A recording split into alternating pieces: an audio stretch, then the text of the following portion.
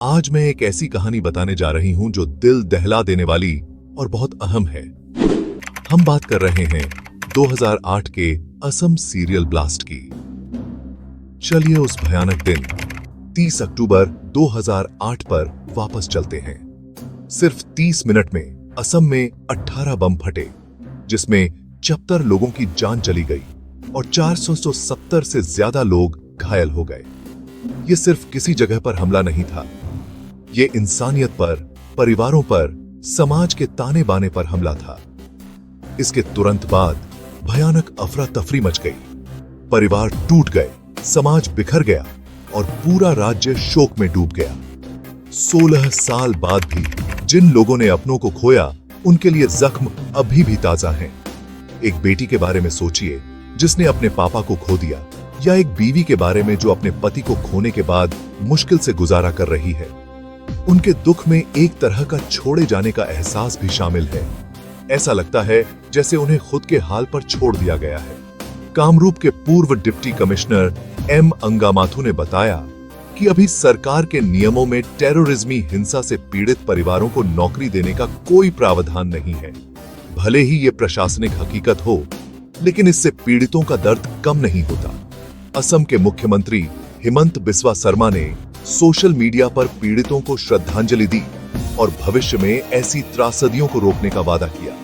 लेकिन जिन परिवारों पर इसका सीधा असर पड़ा है, उनके लिए ये शब्द अक्सर खोखले लगते हैं। अब बात करते हैं जांच की। शुरुआती दिन काफी अफरा तफरी भरे थे। 12 लोगों को हिरासत में लिया गया। शक उल्फा अलगाववादी समूह पर गया, हालांकि उन्होंने जिम्मेदारी लेने से इनकार कर दिया। फिर एक पहले अनजाना समूह जो खुद को Islamic security force Indian Mujahideen कहता था, ने जिम्मेदारी ली। इससे डर और अनिश्चितता की एक और परत जुड़ गई।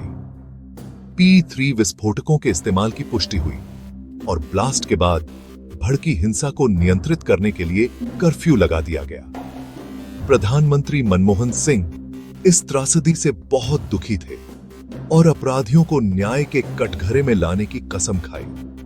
16 साल बीत चुके हैं और इंसाफ की लड़ाई जारी है। पीड़ित परिवार सिर्फ इंसाफ नहीं चाहते, वे मान्यता और समर्थन की मांग कर रहे हैं। उनका संघर्ष हमारे सिस्टम की उन खामियों को उजागर करता है जो आतंकवाद के पीड़ितों को सहारा देने की बात आती है।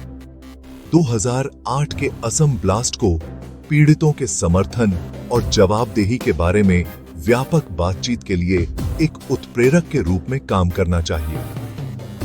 हमें ऐसे व्यापक उपायों की आवश्यकता है जो इस तरह के जघन्य कृत्यों से प्रभावित लोगों की दीर्घकालिक जरूरतों को पूरा करते हों।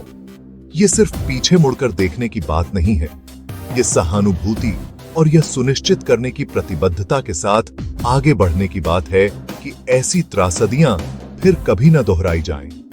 देखने के लिए शुक्रिया।